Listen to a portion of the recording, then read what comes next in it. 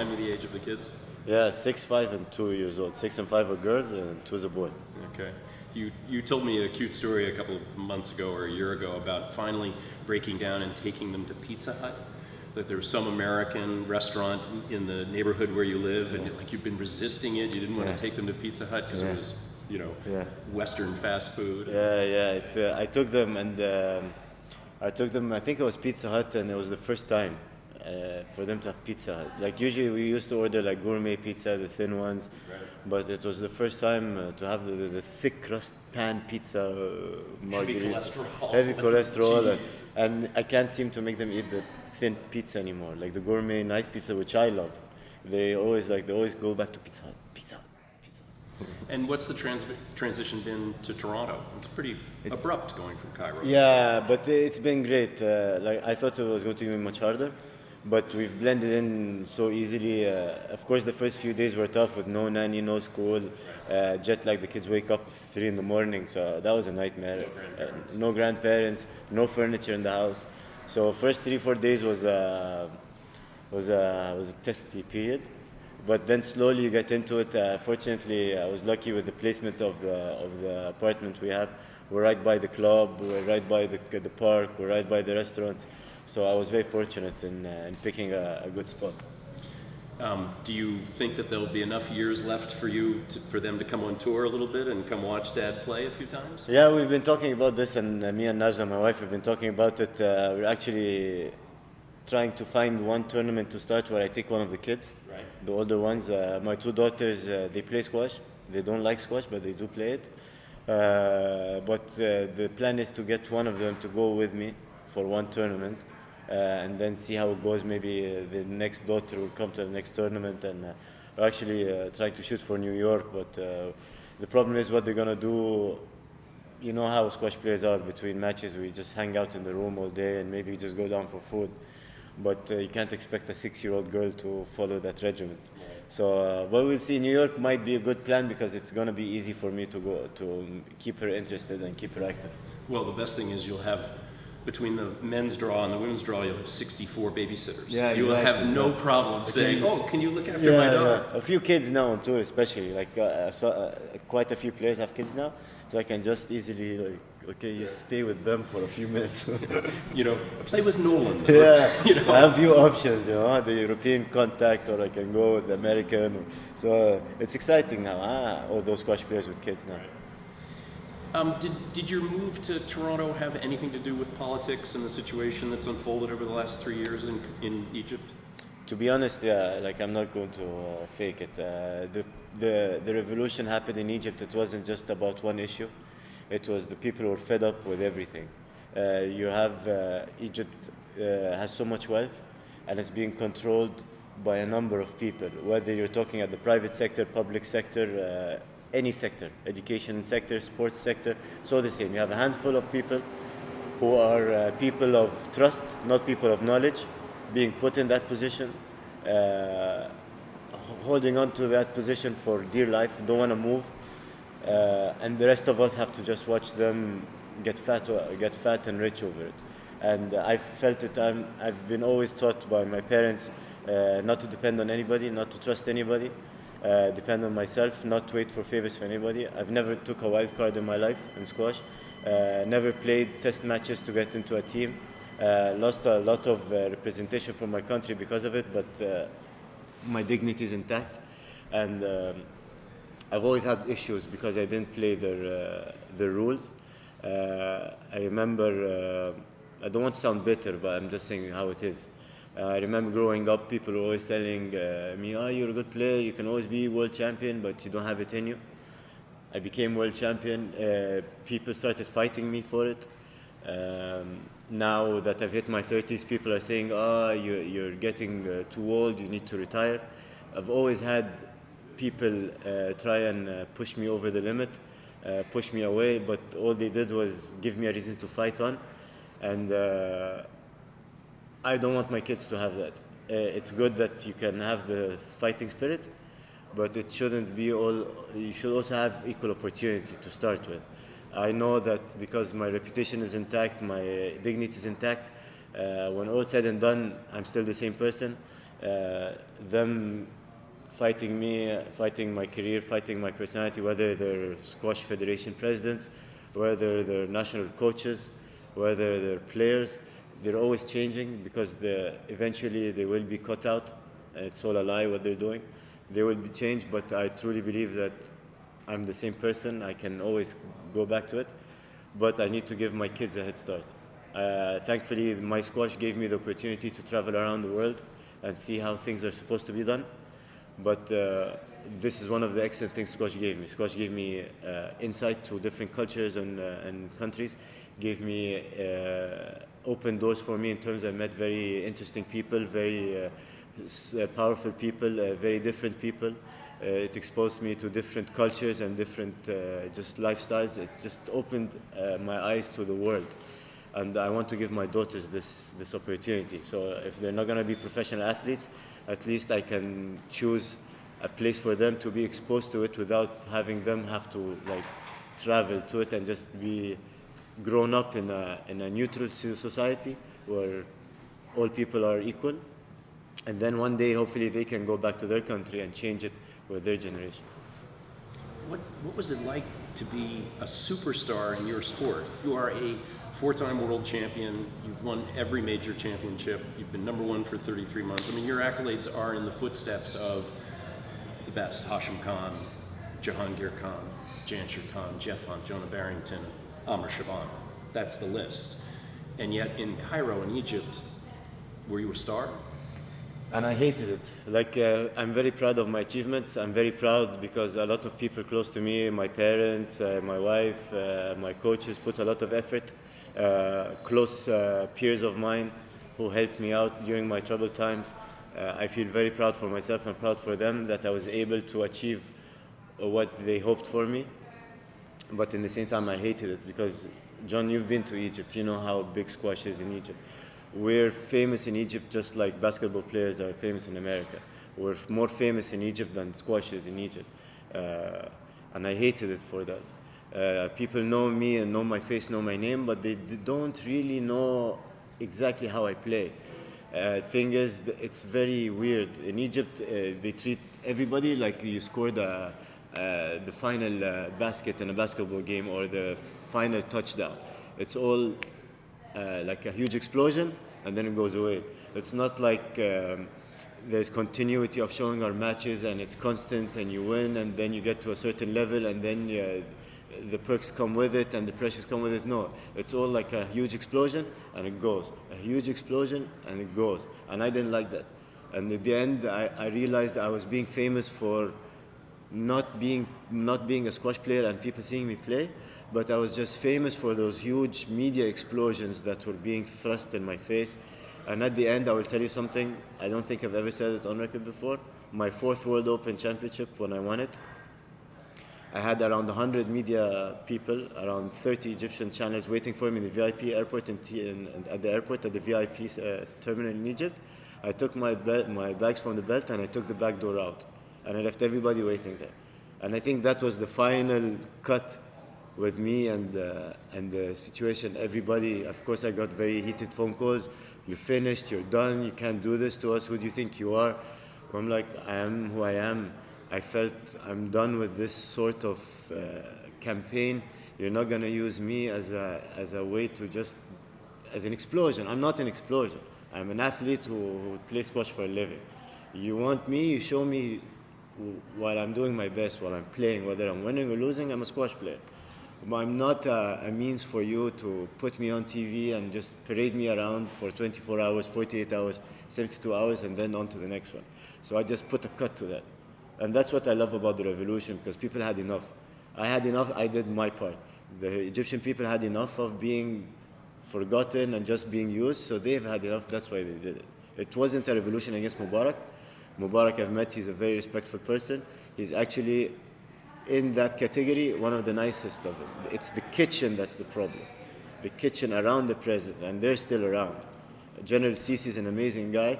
He took care of 80 million Egyptian people, but what I fear is the kitchen around him, the people around him. If they manage to isolate him from his ideologies, in 10, 15 years, he might be in trouble as well. So it's time for now Egyptians to clean out the kitchen. Let's talk about money. So you've been a professional squash player for 20 years. Have you made any money? Thankfully, I don't have enough money to retire. We're not tennis players. We're not baseball players. Of course, when I was younger, in my younger 20s, I was probably richer than any of my richest friends in their 20s. I always look like we make money inversely. You make money when you're very young, and as you grow older and you reach the end of your career and you drop out the top 10 or top 20, top 30, then you start not making money. But I was thankful enough I had the right people around me. I made some good investments, and I've managed to save some bucks. I won't retire, but I've made it half my life without struggling, and hopefully, God willing, it's up to Him. I'll just keep on trying. For me, money is 30% of my life. I just need some money to spend on my kids, have a roof over my head, I'm happy. It doesn't matter how much I have in the bank. But if you had some more money, what kind of car would you buy? What would be your favorite car to have parked out front of the Shabana house in Toronto? Well, I'd have a couple of cars since I have 3 kids. I will have one for myself. I'll have a sports car, nice sports car. I'll have a Ferrari or a Porsche for myself, and then I'd have a 7-seater for the kids. Maybe an Escalade. I love cars, like cars. And you'd have a driver for the kids. Yeah, I'll have the driver for the 7-seater, but I wouldn't have a driver for me. Squash is such a fast game, right? The thrill you get and the rush you get from playing it, even in competition, it's a very fast game. So you'd find squash players are always like attracted to that sort of rush and thrill. Like we were once playing a tournament in Bermuda, and I remember it was me, Gregory Gauthier, Jonathan Power, John White, like Wael Hindi, Abbas. We were like 15 players, and we all had scooters. And we were basically drag racing around the entire island for the whole day. At 35 miles an hour. Yeah, 35 miles per hour. But it was just the thrill of racing and taking, even if it was a scooter, 35 kilometers per hour, even, or miles per hour. It was still a thrill, like to have that race, and we'd stop at a beach, swim for a while, and race to the next beach. It's a thrill. It's a high intensity sport, so we're very intense people. Do you think of yourself as a faithful person? Are you a person of faith, and is your family a family of faith? And how will that coexist in Toronto, where there's a strong Western culture, and Christian culture, multicultural in Toronto, but coming from Egypt? This is a very honest interview, so I'm going to be nothing but honest. I'm very faithful. I believe my religion is based on faith. I don't have any proof, nor does anybody have any proof that there is a God or prophets or anything. But as a Muslim, modern Muslim, I believe in God. I believe in all His prophets. I believe that man should do good more than evil. And those who do more good than evil have a better chance to go to heaven. My wife is the same. I'm bringing up my kids the same.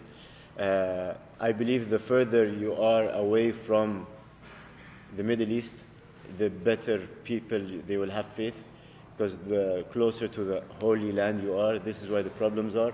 People are fighting over land, over material substance. That's not what it's supposed to be about. So you would actually find the best types of people are people away from the conflict, away from the storm. And it's a melting pot even better, because this is what it's all about. It's about getting as much experience as you can from this world. You're only going to live once. And it's up to you to find what's good and what's bad and weigh it, and you will be judged accordingly. All humans are sinners, but in the same time, all humans are good. And you just try and do your best you can. You talk about, traveling the world and being in city after city, year after year for so long. What's your favorite city? I've been quite to a few places, but for me, each continent has a different flavor. Like you go to New York, you see the pace, and you see everybody walking around with something, like there's a plan. Everybody has a plan. Everybody's going somewhere, coming from somewhere. And it's just amazing if you just go to Grand Central Station or Grand Central Terminal or Times Square, and you just sit down and watch the people. Everybody has a purpose. And it's amazing to see that every single person has a purpose. And you go to London, they have their flavor. You go to Hong Kong, there's their flavor. But I've loved every city I've been to. Very few places where I didn't feel like in awe, because every place has its people. And It's just it's an amazing world we live in. And what about food? Where do you find your favorite foods around the world? Favorite food? I have to say my favorite food comes from where my region is. I love Lebanese food.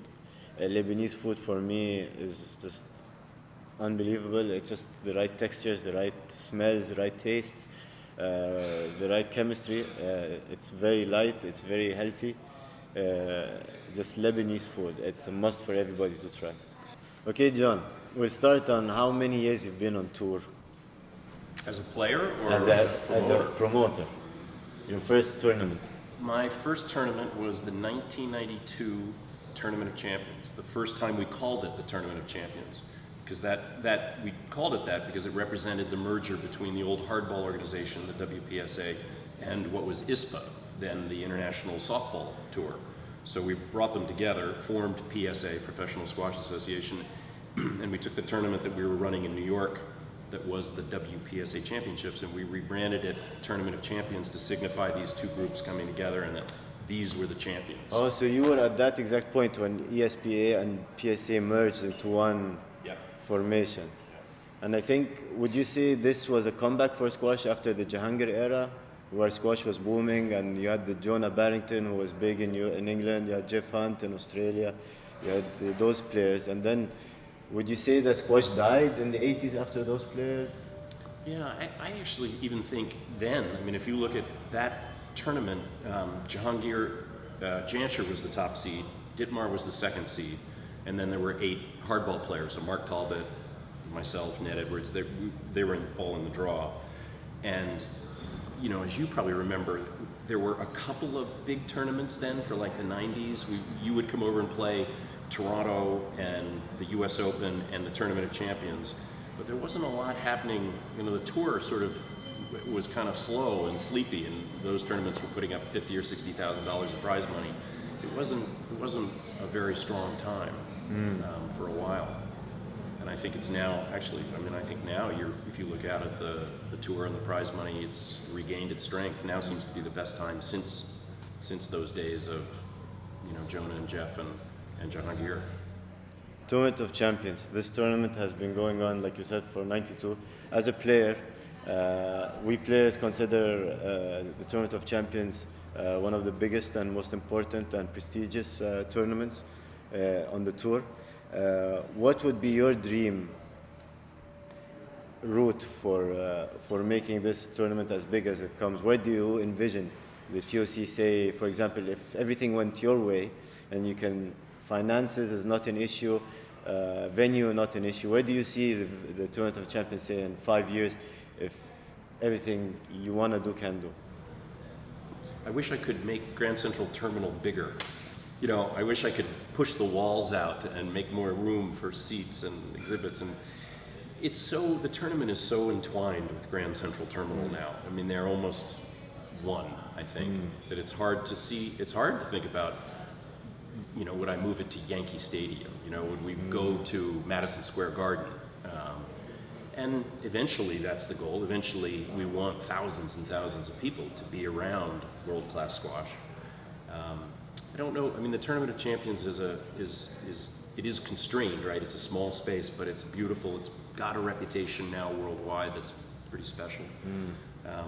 I think this issue of prize money is the biggest thing. I mean, how do we get tournaments to the point where more people around the world say, I want my kid to be a squash player, or I want to be, you know, I want to develop squash players because the world of a pro player is rewarding and you know, remunerative. And we're doing it. Let me take you back in time and ask you a question. I think it was sometime in the early 2000s, and it was in New York at the Tournament of Champions. And I had organized a sponsor clinic, or a sponsor pro-am. And you had a slot. You had the 5 o'clock slot to play with a guest, and you never showed up. And the next day you came to me and you said, John, I'm so sorry. You know I was supposed to be there. I was doing something else. I was distracted, and I'm sorry I missed it. I'll never miss it again. And you never have missed it again. In 14 years from then till now, you became one of the most responsible players in terms of all the things that happen around the court, not just on the court. you also became world champion around that time. Did you actually grow up at some point? Did you think you ever sort of matured as a human being and that allowed you to have this stellar career? I think, yeah, I was always behinding in my university years. I was a full-time student, so I lived like a full-time student, going to school 5 days a week, 9 to 5, 9 to 6, studying, study groups. When they go out to parties, I used to go out to parties. So squash took a back foot then. But then when I finished university, I think it was 2002, beginning of 2002, and then no job. Ranking was down to, I think, 40 in the world, so no sponsorships, no prize money. And I lived in Europe for a year. I lived in Amsterdam, so no help.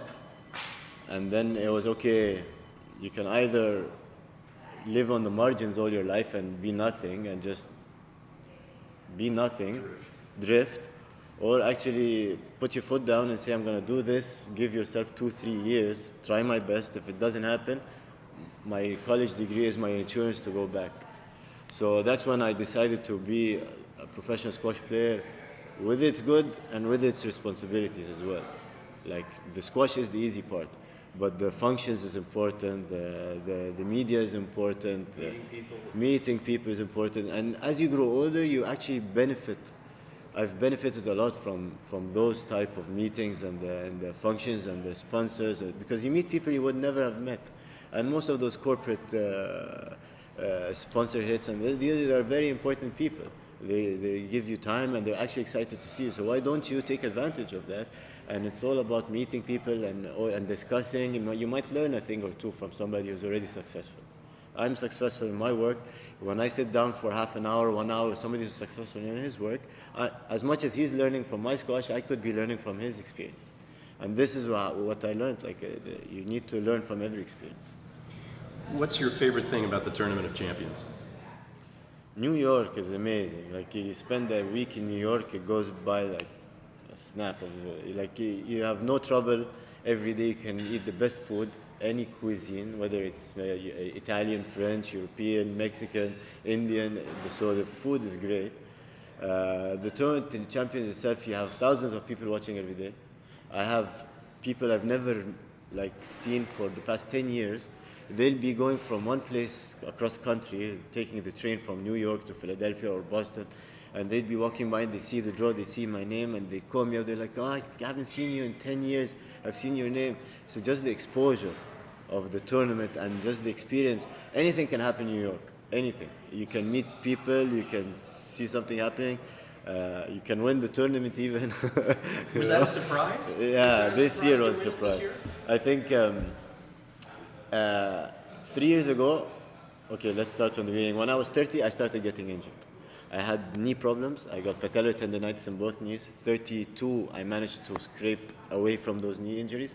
33, I got slip disc hernia in my back, and my body was breaking down. Well, you gained some weight too. You got a little heavy, not heavy, but and the age and wear and tear, and just a combination of a lot of things. And then at 33, I really trained. I didn't play any tournaments from February to September. I had 5 months, and I changed my whole regiment of training. I started researching. I always been doing my fitness programs, my squash programs, but I added also my nutrition now. So I was my own fitness coach, I was my own squash coach, I was my own nutritionist. And I went on the internet, which you can find everything you need, and I researched a lot of things. I saw what other sports experts are doing, and I started talking to experts in my own field, whether they're fitness coaches, squash coaches, nutritionists, physios, and I just started learning and became a student again. I approached it the same way a student approaches university. And I put down the extra work, but the results weren't coming. Like, I think at 33, I was so fit. Honestly, I don't think, I was doing, just to give you an example, I was doing 50 sets of ghost court sprints, 1 minute on, 20 seconds off, non-stop. It was taking me 59 minutes. I was doing 59 minutes of continuous ghost sprints, up and down the court, hitting the four corners, 59 minutes. Heart rate, like 80% of max. 170, 160. I was so fit, but the results weren't coming. And it stayed like this for 2 years. To the extent that every time I would go to a tournament, I'd see one of those great legends of the game like Jonah, Barrington, or Jeff Hunt, or Jahangir. Those three especially, I saw them on 3 different occasions. I asked each one, I'm like, listen, man, I'm 33 years old. I'm as fit as I've ever been, but I just can't get past the second round or quarterfinal. I mean, I can't do it. I don't want to retire, but it just seems there's no other option for me right now. And they all said the same thing. They said, are you enjoying it? Yes. Is your body breaking down? No. Then just hang in there, keep doing the same thing you're doing, and it will come. The results will come. 2 years later, I'm back in the top 5, hunting for that top spot. I've already won 2 titles. I've won the Tournament of Champions, which everybody was playing in. It was the 3rd time I won it. I'm competing today in the NetSuite San Francisco Open. I'm in my 3rd final of the year. The grasshopper being The grasshopper in Switzerland. I won that, beating a fellow top 10 player, Tariq Momin, who's peaking right now. He's 26 years old. He's in his prime. So, like you say, you talk to people, you might learn a thing or two. And this is what, when other people ask me to give advice, I don't make up the advice. I just say advice what I've heard. Trust nobody but people closest to you. Don't care what anybody says. If you feel it's right, just do it. As long as you're having fun, as long as you can do it till the wheels come off, keep doing it. Amr, there's a television show here in America called Inside the Actors Studio, and it's a famous show, and they have all the famous stars, and there's a little closing thing they do at the end, so I kind of want to do it with you, which is, what's your favorite color? Black. And why? It's very pure, and it's dark in the same time.